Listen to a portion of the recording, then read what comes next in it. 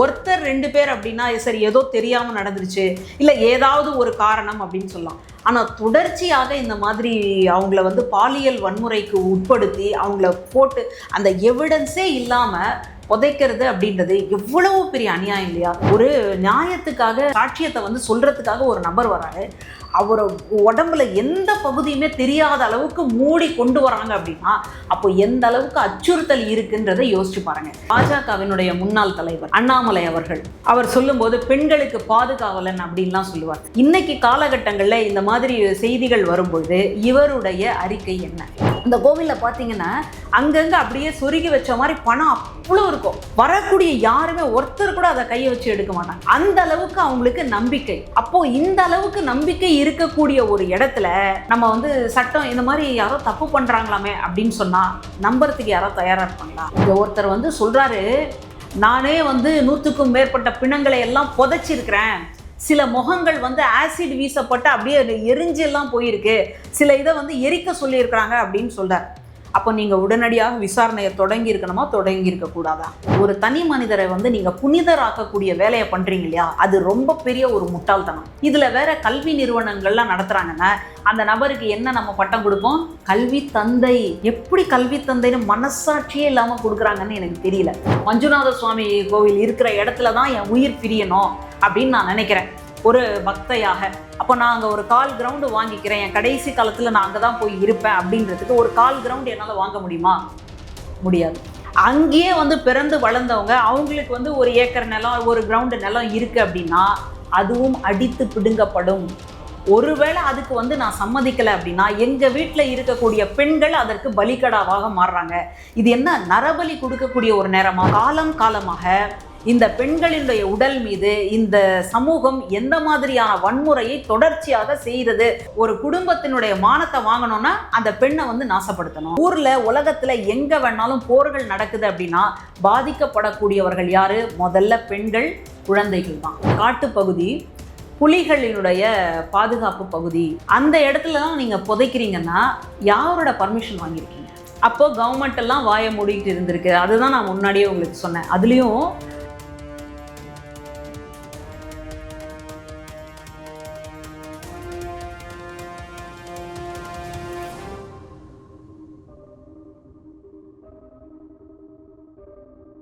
தமிழர் கழகம் நேயர்களுக்கு வணக்கம். இன்று நம்மோடு இணைந்திருப்பவர் பேராசிரியர் மஞ்சுளா அவர்கள். வணக்கம் மேடம். வணக்கம். வந்து கர்நாடக மாநிலம் தர்மசாலாவில் வந்து 400க்கும் மேற்பட்ட பெண்கள் வந்து புதைக்கப்பட்டிருக்காங்க. அவங்க பாலியல் சீண்டலுக்கும் சரி, கொலை செய்யப்பட்டும் பண்ணியிருக்காங்க அப்படின்னு சொல்கிற ஒரு விஷயம் இப்போ பூதாகரமாக பேசப்பட்டு இருக்கு. இதை பற்றி நீங்கள் என்ன நினைக்கிறீங்க? நம்ம வந்து பொதுவாக சமுதாயத்தில் ஒரு ஒழுக்கம், ஒரு நீதி இருக்கணும் அப்படின்னு சொன்னால் கடவுளை தான் நம்ம காட்டணும். பொய் சொன்னால் கூட சாமி வந்து கண்ணை குத்திரும். அடுத்தது வந்து இப்படியெல்லாம் நடந்துக்கணும், இல்லாட்டி மேலே இருக்கிறவன் பார்த்துக்கிட்டே இருக்கிறான் அப்படின்னு நம்ம சொல்லுவோம். அப்போது சமுதாயத்தினுடைய ஒரு கட்டுக்கோப்பு, சமுதாயத்தினுடைய ஒரு அமைதி, ஒரு குடும்பத்தில் இருக்க வேண்டிய பழக்க வழக்கம், இது எல்லாத்தையும் நம்ம கடவுளோட பேரோடு நம்ம முடிச்சு போட்டு வச்சுருக்கிறோம். அந்த ஒரு நம்பிக்கைக்கு ரொம்ப பெரிய ஒரு பாதிப்பை இந்த சம்பவம் ஏற்படுத்தியிருக்கு. இன்றைக்கி நேற்று இல்லை, ரொம்ப வருஷமாக இது நடந்துகிட்டு இருக்கு அப்படின்னு சொன்னால் அப்போது இந்த நாட்டில் சட்டம் ஒழுங்கு கிடையாதா? அடுத்ததாக பெண்களை பற்றி இந்த சமுதாயத்துக்கு எந்த அக்கறையும் இல்லையா அப்படின்ற ஒரு தார்மீக கோபம் தான் வந்து நமக்கு வருது. ஒருத்தர் 2 பேர் அப்படின்னா சரி ஏதோ தெரியாமல் நடந்துருச்சு, இல்லை ஏதாவது ஒரு காரணம் அப்படின்னு சொல்லலாம். ஆனால் தொடர்ச்சியாக இந்த மாதிரி அவங்கள வந்து பாலியல் வன்முறைக்கு உட்படுத்தி அவங்கள போட்டு அந்த எவிடன்ஸே இல்லாமல் புதைக்கிறது அப்படின்றது எவ்வளவு பெரிய அநியாயம் இல்லையா? எல்லாருமே ஒரு பெண்ணின் வழியாகத்தான் வராங்க. அதில் வந்து யாருக்குமே மாற்று கருத்து கிடையாது. அறிவியலும் அதுதான். அந்த மாதிரி இருக்கும் பொழுது தன்னை வந்து ஒரு பெண் தான் இந்த உலகத்துக்கு கொடுத்துருக்கிறா, தன்னுடைய தாயாக ஒரு பெண் இருக்கிறா, தன்னுடைய மனைவியாக ஒரு பெண் இருக்கா, தன்னுடைய மகளாக ஒரு பெண் இருக்கிறா, சகோதரியாக இருக்கிறாங்க. இது எல்லாத்தையும் பார்த்ததுக்கு அப்புறமா கூட இந்த சமுதாயம் இப்படி நடந்துக்குதுன்னா யார் மேலே சொல்லி அழுவுது? ஓகே, இப்போ இந்த ஒரு விஷயமும் அந்த துப்புரவு பணியாளர் அவராக வந்து இன்னைக்கு சொல்லியிருக்காரு, இது ஒரு போலீஸோ காவல்துறையோ யாருமே கண்டுபிடிக்கலைங்கிற போது அவர் வந்து சொல்லலைன்னா என்ன ஆயிருந்திருக்கும்? கண்டுபிடிக்கலன்னு சொல்லாதீங்க, கண்டுபிடிக்க நினைக்கலன்னு சொல்லுங்க. எல்லாருக்கும் வந்துட்டு இந்த வாயை அடைச்ச மாதிரி, அதாவது பள்ளிக்கூடத்தில் வந்து வாய் மேலே கையை வை அப்படின்னுவோம் இல்லையா, அந்த வாய் மேலே கை வை அப்படின்றதுக்கு பதிலாக பணத்தை கொடுத்து வாயை அடைச்சிட்டாங்க. அங்கே வந்து ஒரு தனி ராஜ்யமே நடந்துகிட்டு இருக்கு, ஒரு ராஜாங்கம். இவர் நித்யானந்தா அவர்கள் வந்து கைலாஷ்னு ஒன்று வச்சிருக்கிறார், தனி நாடு ஆயிடுச்சு அப்படின்னு சொல்கிறோம் இல்லையா, அதெல்லாம் ஒன்றுமே கிடையாது.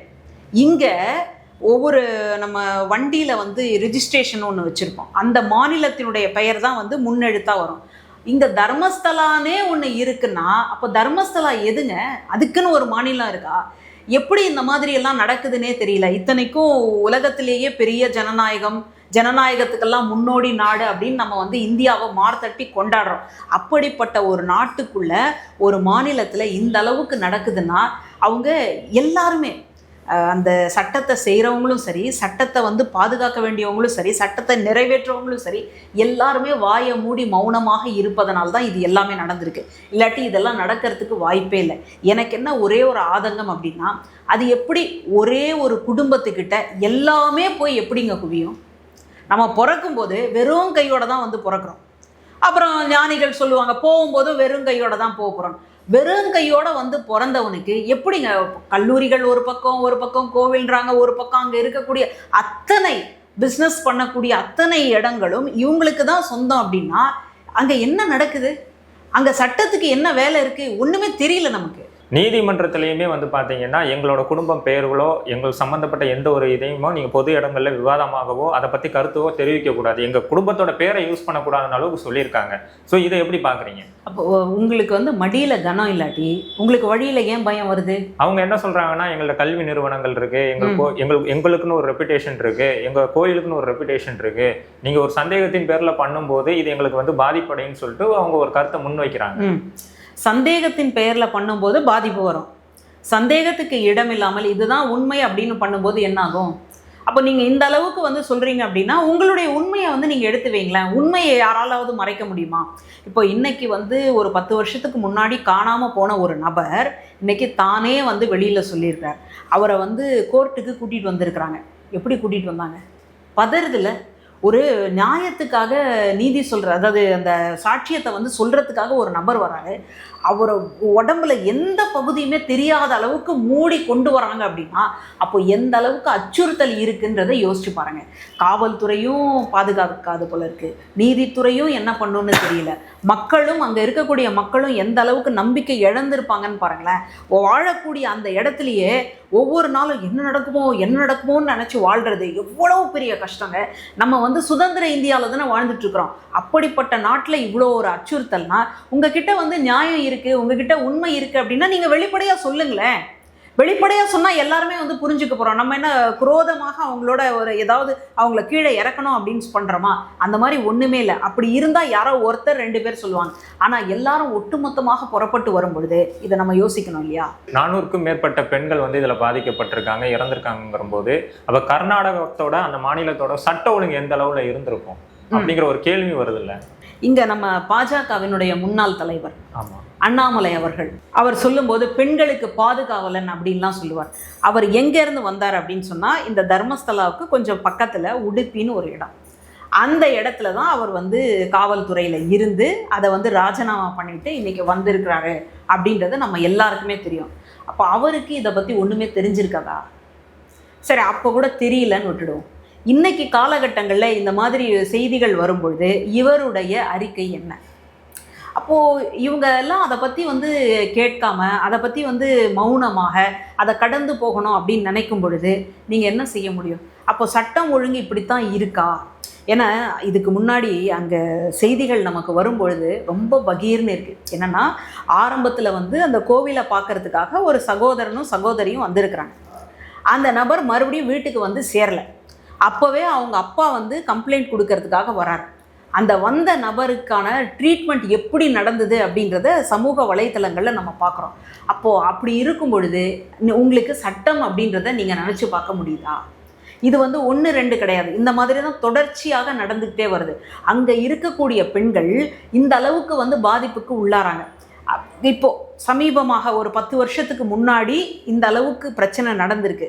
அதுக்கப்புறமா 10 வருஷமாக அங்கே இருக்கக்கூடிய பகுதிகளில் இருக்கக்கூடிய பெண்கள் காணாமல் போகலை அப்படின்றது சொல்கிறாங்க. அப்போது அந்த பகுதியில் இருக்கக்கூடியவங்க இது உண்மையை வந்து புரிஞ்சுக்கிட்டாங்க, அவங்க அந்த பக்கம் போகிறதில்ல. ஆனால் வெளியில் இருக்கக்கூடிய தர்மஸ்தலாவை சுற்றி பக்கத்தில் இருக்கக்கூடிய பகுதிகளில் இருந்து அந்த லட்சக்கணக்காக வந்து குவிகிறாங்க அப்படின்றத பார்க்குறோம். அவங்க எந்த நம்பிக்கையில் வராங்க அப்படின்னா கடவுள் அப்படின்ற நம்பிக்கையில் வராங்க. அவங்களுக்கு என்ன முக்கியமாக தோணுதுன்னா, இந்த இடத்துல வந்து நம்ம ஒரு வேண்டுதலோ அல்லது இந்த கோவிலுக்கு போயிட்டு வந்தாலோ நம்ம வாழ்க்கை மாறிடும். நம்ம வாழ்க்கை மாறும்பொழுது இந்த இதை வந்து இந்த காணிக்கையெல்லாம் நான் கொடுக்குறேங்க, இந்த முடியை கொடுக்குறேங்க, இந்த மாதிரி. நான் அந்த கோவிலுக்கே போயிருக்கேன். அந்த கோவிலில் பார்த்தீங்கன்னா அங்கங்கே அப்படியே சொருகி வச்ச மாதிரி பணம் அவ்வளோ இருக்கும். வரக்கூடிய யாருமே ஒருத்தர் கூட அதை கையை வச்சு எடுக்க மாட்டாங்க. அந்த அளவுக்கு அவங்களுக்கு நம்பிக்கை. அப்போது இந்த அளவுக்கு நம்பிக்கை இருக்கக்கூடிய ஒரு இடத்துல நம்ம வந்து சட்டம் இந்த மாதிரி யாரோ தப்பு பண்ணுறாங்களாமே அப்படின்னு சொன்னால் நம்புறதுக்கு யாரோ தயாராக இருப்பாங்களா? வாய்ப்பே இல்லை. கோவிலுக்குள்ளே இந்த மாதிரி நடக்குது அப்படின்னு சொன்னால் முதல் இது என்ன எதிர்ப்பு என்ன வரும்னா, உங்களுக்கு நம்பிக்கை இல்லாட்டி நீங்கள் கோவில் பக்கம் வராதீங்க, இந்த மாதிரி வந்து அவதூறாக பேசாதீங்க. இது வந்து ஒரு நாள் 2 நாள் நடக்கலை, இது வந்து எவ்வளோ வருஷமாக நடந்துகிட்டு இருக்கு. அதை விட ரொம்ப முக்கியமான விஷயம் என்னென்னா, இந்த கோவிலில் கொடுக்கக்கூடிய அன்னதானம். அந்த அன்னதானத்தை எவ்வளவு மக்கள் வந்து அவ்வளோ அமைதியாக வந்து சாப்பிட்டு போகிறாங்க. அவங்களுடைய பசியாற்றக்கூடிய வேலையை செய்யக்கூடிய இந்த இடத்துல நீங்கள் அபாண்டமாக இந்த மாதிரி பேசுகிறீங்களே, கடவுள் பார்க்குறான் சும்மா இருப்பானா இப்படின்னு ஒரு எதிர்ப்புணர்ச்சி தான் கிளம்பி இருக்கும். அப்போது இந்த சூழலில் தான் அவங்க வந்து தனக்கு அதை கேடயமாக பயன்படுத்திக்கிறாங்க. நீங்கள் வேறு எந்த இடத்துலையாவது போயிட்டு ஏதாவது ஒன்று சொன்னீங்கன்னா நம்புவாங்க. ஆனால் கோவிலுக்குள்ளே அங்கே இருக்கக்கூடியவங்க, அதுவும் மற்ற நபர்களால், தலைவர்களால், அரசியல் கட்சியில் இருக்கக்கூடியவங்களால் கடவுளாக அவங்க காலிலேயே விழுந்து கும்பிடுறாங்களாமே. அப்படிப்பட்ட ஒரு நபர் மீது நீங்கள் இந்த அளவுக்கு ஒரு குற்றச்சாட்டை வச்சிங்கன்னா நம்புறதுக்கு தயாராக இருக்க மாட்டாங்க. இப்போ என்னன்னு பார்த்தீங்கன்னா, ஆளுங்கட்சியாக இருக்கட்டும், எதிர்கட்சியோட இந்த பிரச்சனையை பெருசாக எடுத்து பேசலையா? ஆளுங்கட்சி அவங்க கட்சிக்கும் அவங்க அரசாங்கத்துக்கும் ஏதோ ஒரு அவப்பேர் வந்துடும் சொல்லிட்டு அவங்க மறைக்கிறதுக்கான வாய்ப்புகள் இருக்கு. எதிர்கட்சி இதை ஒரு பிரச்சனையை எடுத்து பேசியிருந்திருக்கலாமே. இப்போ எதிர்கட்சி யாருன்னு உங்களுக்கு தெரியும். அந்த எதிர்கட்சி எதன் அடிப்படையில் இந்த நாட்டை கட்டமைக்கணும்னு நினைக்குது? நிச்சயமாக மதத்தின் பெயரால் தான் கட்டமைக்கணும்னு நினைக்குது. அப்போது இங்கே இப்படி ஒரு பிரச்சனை நடக்குது அப்படின்னு பேசினா, அப்போ இவங்க கட்டமைக்கணும்னு நினைக்கக்கூடிய அந்த நாடு என்ன ஆகிடும்? செதஞ்சு போயிடும். அப்போ இதை வந்து அப்படியே மேம்போக்கா இது வந்து யாரோ இப்போது வந்து இப்படி இவ்வளோ தூரம் சொல்லியிருக்கிறாங்க இல்லையா, ஒரு தூய்மை பணியாளர், ஒருவேளை அவருக்கு வந்து மனநலம் பாதிச்சிருக்குன்னு சொன்னால் கூட ஒன்றும் செய்யவே முடியாது. கடைசியாக விசாரணையின் பிறகு இப்போது ஒன்றும் வேணாம், யாராவது ஒருத்தர் திடீர்னு ஒரு அலைபேசியில் இந்த பள்ளிக்கூடத்தில் குண்டு வச்சுட்டாங்க அப்படின்னு சொன்னால் உடனடியாக காவல்துறை அடித்து பிடிச்சி பதறி அடித்து போய் அந்த இடத்துல இருக்கா இல்லையான்னு தேடி கண்டுபிடிச்சி, ஒருவேளை வதந்தியாக இருந்தால் எங்கேருந்து வந்திருக்கு அப்படின்னு துப்பு தொலைக்கி அந்த நபரை உண்டு இல்லைன்னு பண்ணிவிடுவாங்க. இங்கே ஒருத்தர் வந்து சொல்கிறாரு, நானே வந்து 100க்கும் மேற்பட்ட பிணங்களை எல்லாம் புதைச்சிருக்கிறேன், சில முகங்கள் வந்து ஆசிட் வீசப்பட்டு அப்படியே எரிஞ்செல்லாம் போயிருக்கு, சில இதை வந்து எரிக்க சொல்லியிருக்கிறாங்க அப்படின்னு சொல்கிறார். அப்போ நீங்கள் உடனடியாக விசாரணையை தொடங்கியிருக்கணுமா, தொடங்கியிருக்கக்கூடாதா? ஏன்னா அவ்வளோ மோசமான ஒரு குற்றச்சாட்டுங்க. ஆனால் அதை பற்றியெல்லாம் கவலைப்படாமல் இருக்கிறாங்க அப்படின்னு சொன்னால் இதை எப்படி புரிஞ்சுக்கிறது? ஓகே, இந்த பிரச்சனை இப்போ ஒரு நேஷனலிஸ்டான ஒரு பிரச்சனையாக பார்க்கப்படலைங்கிற ஒரு இதுவும் இருக்குல்ல. ஒரு இப்போ டெல்லியில் நிர்பயாங்கிற ஒரு பெண் வந்து கற்பழிக்கப்பட்டோன்னா அது ஒரு நியூஸ் வந்து சென்சேஷனாக பேசப்பட்டது, அதுக்கான தீர்வுகள் உடனே எடுக்கப்பட்டது. பட் இந்த தர்மசாலா பிரச்சனை வந்து இன்னும் ஒரு கர்நாடகம் அதை சுற்றி உள்ள 2 மாநிலங்களுக்கு தெரிகிற மாதிரியான ஒரு விஷயமா தானே இருக்குது. அங்கே இருக்கக்கூடிய ஊடகத்தை வந்து அவங்களுடைய கழுத்தை நெரிக்கிற மாதிரியான வேலைகளை அங்கே இருக்கக்கூடிய அரசாங்கம் பண்ணிக்கிட்டு இருக்கு. அது வந்து வெளியில் போயிடக்கூடாது. அங்கே வந்து யாரை வந்து தெய்வமாக நினச்சி அந்த வீரேந்திர ஹெகடேன்னு சொல்லக்கூடிய அந்த நபரை ஒரு தெய்வமாக நினச்சி வந்து வழிபடுறாங்களோ அவருக்கு எந்த விதமான களங்கமும் ஏற்படுத்திடக்கூடாது. ஏன்னா ஒன்றை தோண்ட என்ன ஆகும்னா அப்படியே தொடர் சங்கிலியாக அப்படியே வரிசையாக வரும். கடைசியில் எங்கே போய் நிற்கும் அப்படின்ற ஒரு பயம் இன்றைக்கி எல்லாரையும் உலுக்கிக்கிட்டு இருக்கு. அதனால் வெளியில் வரவிடாமல் ரொம்ப ஜாக்கிரதையாக பார்த்துக்கிட்டு இருக்கிறாங்க. இதே நம்ம வங்காளத்தில், மேற்கு வங்காளத்தில் ஒரு ஆசிரியருடைய அந்த அதாவது கொல்லப்பட்ட விதம் உள்ள இந்த நாட்டையே வந்து உலுக்கி எடுத்துருச்சு. மருத்துவர்கள்லாம் போராட்டம் பண்ணாங்க இல்லையா, அப்படி ஒரு போராட்டத்தை நோக்கி இது வந்து போயிருக்கணும். இப்போ அங்கே தான் போயிட்டு இருக்கு. ஆனால் அது வந்து அந்த அளவுக்கு வீரியமாக பரவ முடியாத அளவுக்கு சில நெருக்கடிகளை கொடுத்துட்டு இருக்கிறாங்க அப்படின்னு தான் நான் புரிஞ்சுக்கிறேன். அப்போது இங்கே வந்து ஒரு மனிதரை, ஒரு தனி மனிதரை வந்து நீங்கள் புனிதராக்கக்கூடிய வேலையை பண்ணுறீங்க இல்லையா, அது ரொம்ப பெரிய ஒரு முட்டாள்தனம். அந்த மாதிரி புனிதராக அவரை நீங்கள் மாற்றும் பொழுது அவர் செய்யக்கூடிய எல்லாமே எப்படி ஆகுதுன்னா, ஆஹா ஓஹோ இப்படியெல்லாம் யாராவது செய்வாங்களா? இதில் வேற கல்வி நிறுவனங்கள்லாம் நடத்துகிறாங்கன்னா ஒரு 4-5 கல்லூரிகள் இருக்குது, இல்லை ஒரே கல்லூரியில் நல்ல ரொம்ப ரெப்யூட்டடாக அதனுடைய சாதனைகள் வருது அப்படின்னு சொன்னால் அந்த நபருக்கு என்ன நம்ம பட்டம் கொடுப்போம்? கல்வி தந்தை. எப்படி கல்வி தந்தைன்னு மனசாட்சியே இல்லாமல் கொடுக்குறாங்கன்னு எனக்கு தெரியல. அப்போ உண்மையிலேயே அவங்க அதற்கான பங்களிப்பு செஞ்சுருக்கிறாங்களா? ஒரு ஃபீஸை வாங்கிக்கிட்டு நீங்கள் செய்யக்கூடிய வேலைகள்னு இருக்குது, ஃபீஸ் இல்லாமல் நீங்களாக உழைச்சி வந்து சேவை செய்யக்கூடியதுன்னு இருக்குது. அப்போ எதன் அடிப்படையில் இவங்கெல்லாம் கொடுப்பாங்க அப்படின்றது எனக்கு தெரியல. அப்போ எந்த பக்கம் எடுத்து பார்த்தாலும் கல்லூரிகளுக்குள்ள படிக்கிறதுக்காக வரக்கூடிய மாணவிகளை நீங்கள் இந்த அளவுக்கு வந்து நாசப்படுத்தியிருக்கிறீங்க அப்படின்னா, அதுலேயும் உங்களுடைய கல்லூரிக்குள்ளேயே, அப்போ மற்ற பெண்களை நீங்கள் என்னவா நினைப்பீங்க? கல்லூரி பெண்கள் மட்டும் இல்லாமல் நிலத்தகராறு, நிறம் கொடுக்காம விட்டவங்களோட பெண்கள், இந்த மாதிரி சொல்லிட்டு ஒவ்வொரு பெண்கள் பின்னாடியும் வேற ஒரு பின்புலம் இருக்கும் பொழுது இது ஒட்டு மொத்தமாக சென்று அந்த கல்வி நிறுவனத்தையோ அந்த கோயில் நிர்வாகத்து மேலே எப்படி நம்ம குற்றச்சாட்டாகவும் வைக்க முடியும்? நீங்கள் கேட்குறது வந்து ரொம்ப வாஸ்தவமான ஒரு கேள்வி. இப்போது ஒரு நிலத்தகராறு, அதில் வந்து ஒரு பெண் பாதிக்கப்படுறாங்க அப்படின்னு சொன்னால் அதை எப்படி நீங்கள் அவரோட சேர்க்க முடியும்? அந்த இடத்துலையே நீங்களும் நானும் போய் இடம் வாங்க முடியாது. தர்மஸ்தலாவுக்கு போனீங்கன்னா நீங்கள் வந்து இந்த ஜம்மு அண்ட் காஷ்மீரெல்லாம் நிலம் வாங்க முடியாது அப்படின்னு சொன்ன உடனே நாங்கள் வந்து சட்டத்தை திருத்திட்டோம், மாற்றிட்டோம், அப்படி பண்ணிட்டோம், இப்படி பண்ணிட்டோம் அப்படின்னு அரசாங்கம் சொல்லுது இல்லையா? அந்த இடத்துல அந்த மாதிரி எந்த சட்டமும் இல்லை. அப்படி இருக்கிற பட்சத்தில் நீங்களும் நானும் அங்கே போயிட்டு தர்மஸ்தலாவில் போய் ஒரு இடம் வாங்க முடியாது. ஒரு 1/4 கிரவுண்டுங்க, ஒரு 1/4 கிரவுண்டு வாங்கி வச்சுக்கிறேன், தர்மஸ்தலா மஞ்சுநாத சுவாமி கோவில் இருக்கிற இடத்துல தான் என் உயிர் பிரியணும் அப்படின்னு நான் நினைக்கிறேன் ஒரு பக்தையாக. அப்போ நான் அங்கே ஒரு 1/4 கிரவுண்டு வாங்கிக்கிறேன், என் கடைசி காலத்தில் நான் அங்கே தான் போய் இருப்பேன் அப்படின்றதுக்கு ஒரு 1/4 கிரவுண்டு என்னால் வாங்க முடியுமா? முடியாது. அந்த அளவுக்கு அங்கே அதிகாரம் நிச்சயமா. அங்கேயே வந்து பிறந்து வளர்ந்தவங்க, அவங்களுக்கு வந்து 1 ஏக்கர் நிலம், 1 கிரவுண்டு நிலம் இருக்குது அப்படின்னா அதுவும் அடித்து பிடுங்கப்படும். ஒருவேளை அதுக்கு வந்து நான் சம்மதிக்கலை அப்படின்னா எங்கள் வீட்டில் இருக்கக்கூடிய பெண்கள் அதற்கு பலிகடாவாக மாறுறாங்க. இது என்ன நரபலி கொடுக்கக்கூடிய ஒரு நேரமா? சில நேரம் எப்படி தோணுதுன்னா, நமக்கு வேற நிறைய மூட நம்பிக்கை என்னன்னா, நரபலி கொடுத்தா இன்னும் பெருசாகிடும், இன்னும் சக்தி கூடிடும், இன்னும் அப்படி ஆகும் இப்படி ஆகும்னு சில பேர் வந்து ரொம்ப மோசமாக நம்மளே வழி நடத்தக்கூடியவங்க இருக்கிறாங்க. ஒருவேளை அதுக்காக செய்யப்பட்டுதா அப்படின்னு கேட்டால், நரபலியில் ஆண் பெண்ணு பேதம் இருக்காது, ஆனால் இங்கே பெண்கள் மட்டும்தான் பாதிக்கப்படுறாங்க. அப்போது இவங்களுடைய நோக்கம் என்னென்னா, ஒரு இடத்துல வந்து நம்ம நிலத்தை பறிக்கணும் அப்படின்னா கூட அந்த வீட்டில் இருக்கக்கூடிய பெண்களை தான், அவங்க மேலே தான் நம்ம கையை வைக்கணும். அப்போது காலம் காலமாக இந்த பெண்களினுடைய உடல் மீது இந்த சமூகம் எந்த மாதிரியான வன்முறையை தொடர்ச்சியாக செய்கிறது அப்படின்றத புரிஞ்சுக்கோங்க. அப்போது ஒரு குடும்பத்தினுடைய மானத்தை வாங்கணும்னா அந்த பெண்ணை வந்து நாசப்படுத்தணும். ஒரு குடும்பத்தின் மானம் வந்து பெண்ணுங்கிற சுச்சுவேஷன் இருக்க வர இந்த மாதிரியான விஷயங்கள் நடத்தக்கூடாதுங்கிறீங்களா? ஆமாம், பெண் உடல் மீது தான் கட்டமைக்கிறாங்க.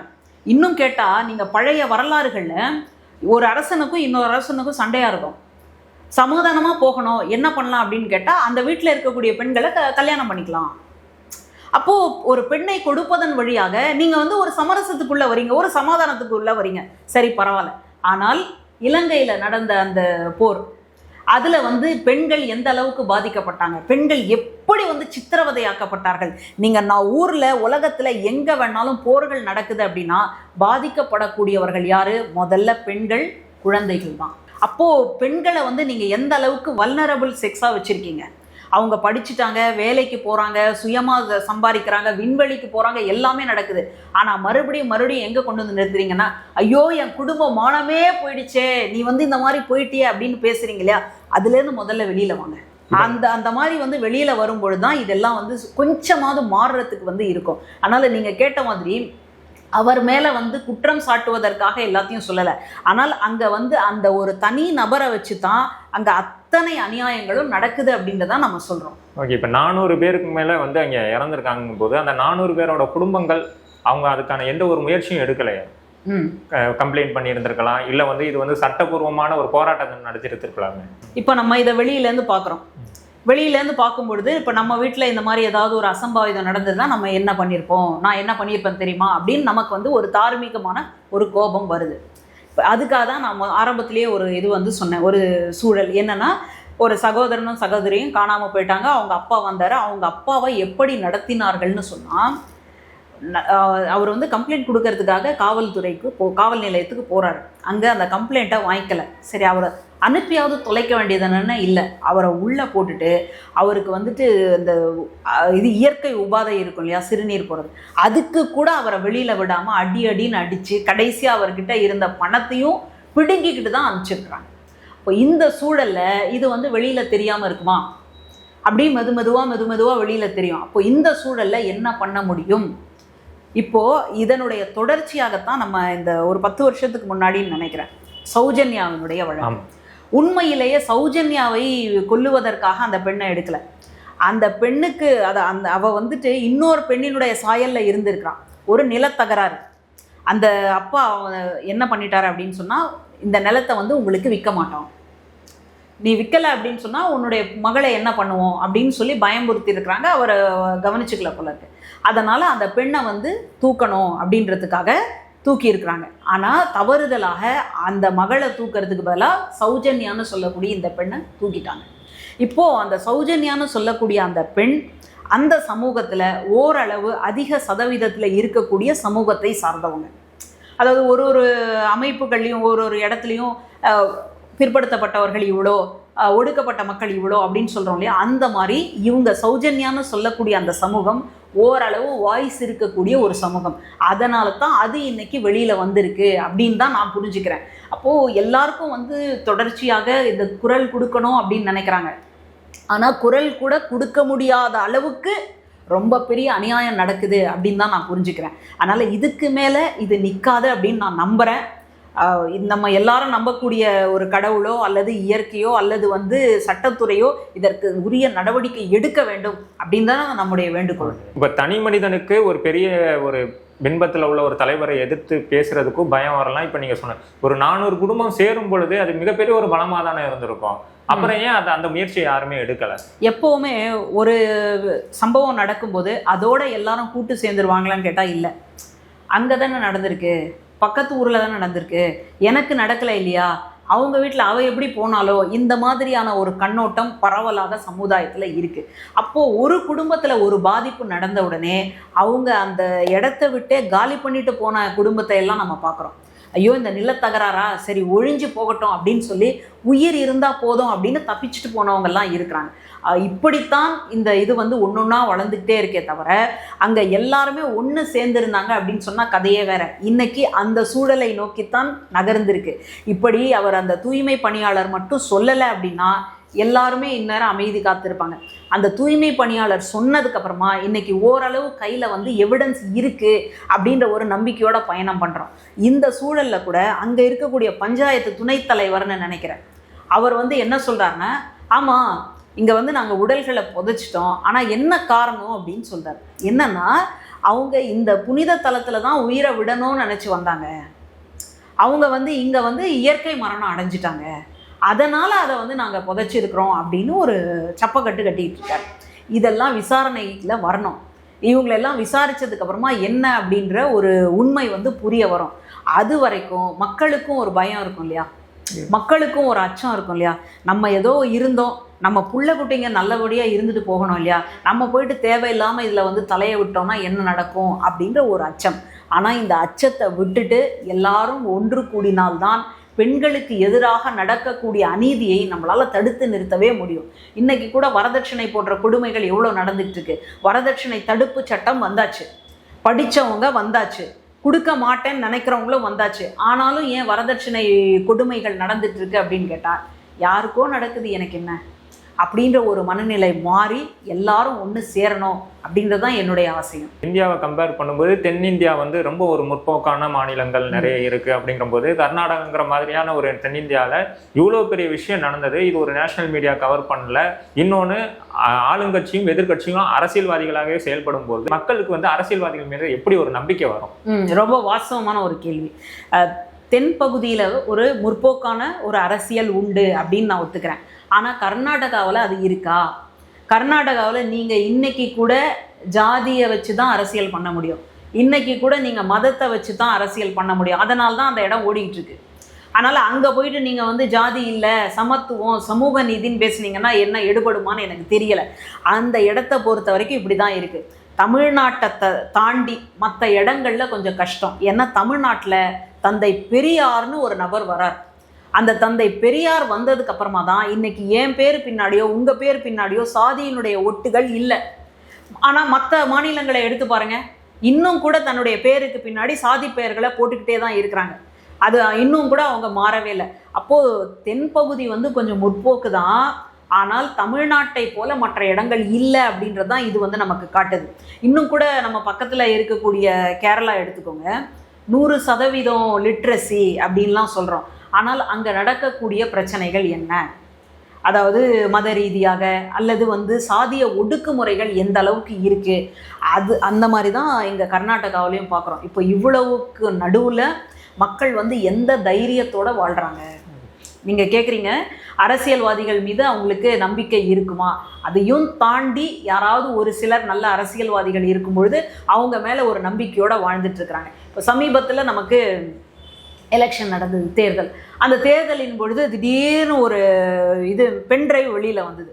என்னன்னா, இவர் பிரஜ்வல் ரேவண்ணா அவர் எடுத்திருக்கக்கூடிய அந்த வீடியோஸை பார்த்து நம்ம எல்லாம் இதாகிட்டோம். ரொம்ப கொடுமையாக இருந்தது.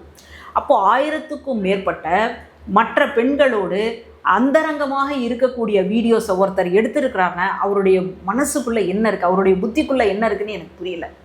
நம்மளும் வந்துட்டு எத்தனையோ பார்க்குறோம், எவ்வளவோ கேஸ்லாம் இருக்குது. ஆனால் இந்த அளவுக்கு ஒருத்தங்களால் நடந்துக்க முடியுமா அப்படின்றது நம்ம பார்க்குறோம். அதுவும் எங்கே, கர்நாடகாவால் தான். அப்போது இந்த மாதிரியான சூழல்கள் என்பது மக்களுக்கு எவ்வளோ பெரிய அச்சத்தை கொடுக்கும். அதை தாண்டி அவங்க ஏதோ ஒரு நம்பிக்கையில், ஒரு கடவுள் நம்பிக்கையாக இருக்கலாம், இல்லை ஏதாவது ஒரு நல்ல அதிகாரிகள் அரசு இயந்திரங்கள் இருந்திருக்கலாம், அதன் மீது நம்பிக்கை வச்சு தான் வாழ்ந்துட்டு இருக்கிறாங்க. இப்போ இந்த கேஸில் 400 பேர் வந்து இறந்துருக்காங்க. இது வந்து 1990 அதுக்கு முன்னாடியிலேருந்து நடந்துகிட்டு இருக்கு. இன்றைக்கி டெக்னாலஜி இருக்குது, இன்றைக்கி நிறைய விஷயங்கள் வந்து நிறைய பேர்ட்ட சீக்கிரம் சென்றடையுது. அப்படிங்கிற போது இந்த கேஸில் உள்ள அந்த ஃபஸ்ட்டு பாதிக்கப்பட்ட பெண்லேருந்து இன்றைக்கி வர உள்ள பெண்ணுக்கு நீதி வாங்கி கொடுக்க முடியுமா? ரொம்ப கஷ்டம்தான் உண்மையிலேயே. இப்போது இவர் வந்து சொல்கிறாரு, அங்கே இருக்கக்கூடிய அந்த பிணங்களை நம்ம தோண்டி எடுக்கணும். தோண்டி எடுத்ததுக்கப்புறமா அது சொன்ன அந்த நபருடையது தானா அப்படின்றதுக்கு நமக்கு அறிவியலாக டிஎன்ஏ டெஸ்ட்டு அல்லது வந்து இந்த முடி இந்த மாதிரியான இதை வச்சு தான் நம்ம பார்க்கணும். ஆனால் அதற்கான நபர்கள் முதல்ல அங்கே பக்கத்தில் இருக்காங்களா, யார் கம்ப்ளைண்ட் கொடுத்தாங்களா அவங்க அங்கே இருக்கிறாங்களா, அவங்க குடும்பம் இருக்கா அப்படின்றது நமக்கு தெரியலை.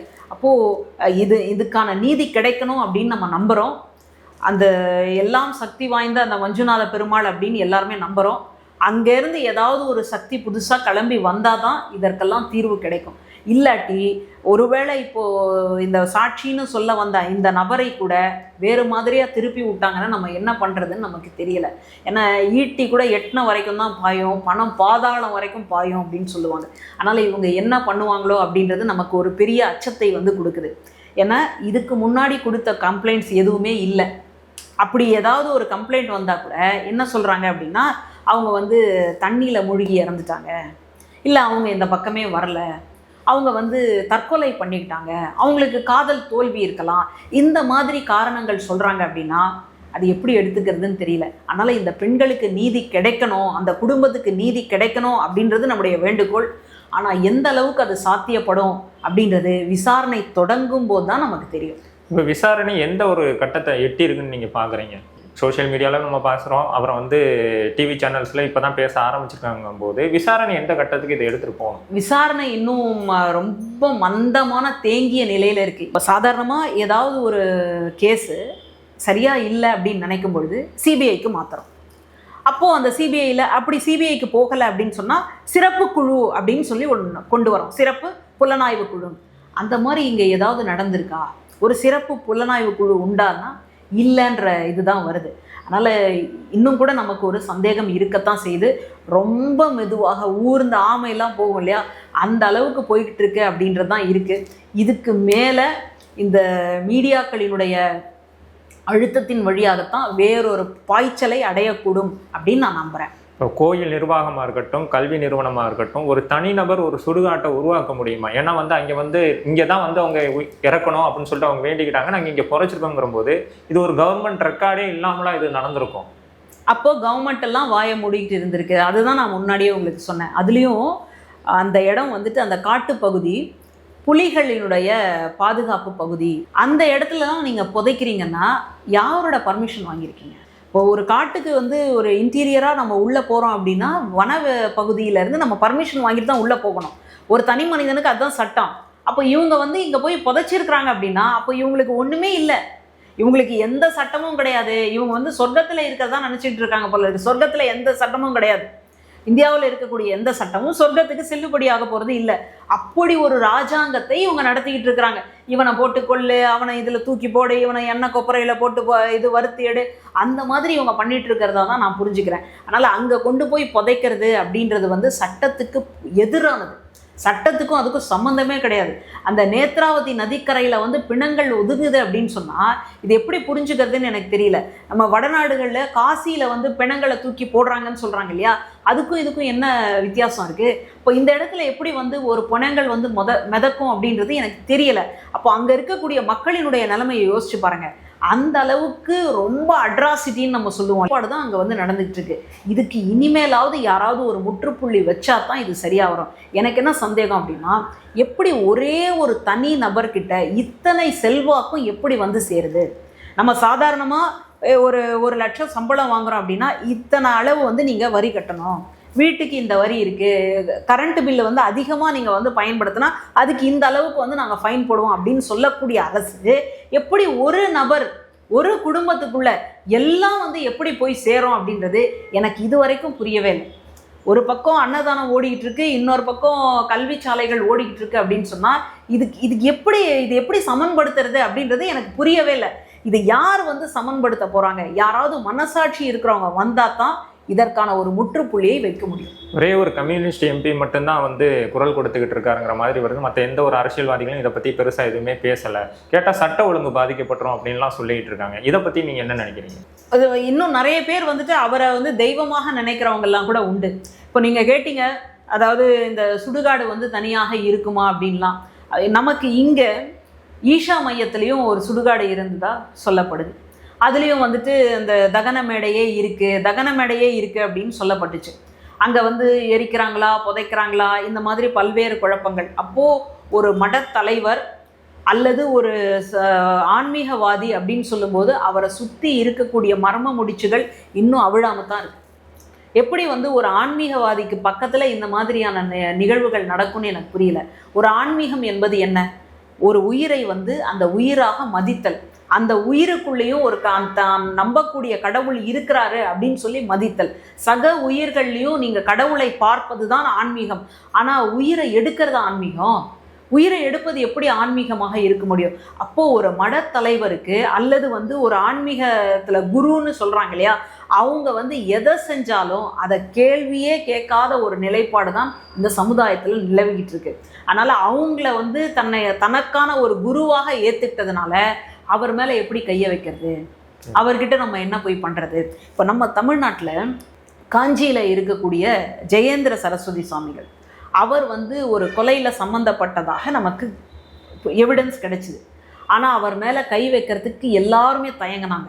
அன்னைக்கு ஜெயலலிதா அம்மையார் தான் முதல்வராக இருந்தாங்க.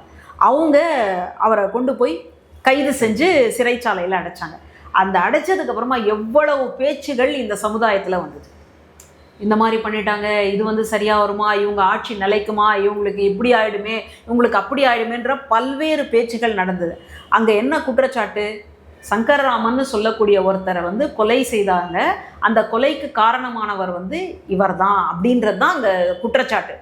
அப்போது ஒரு உயிர் பறி போயிருக்கே, அதற்கு வந்து அதற்கு காரணமானவர் இவர் அப்படின்றத இந்த சமுதாயம் பார்க்கல.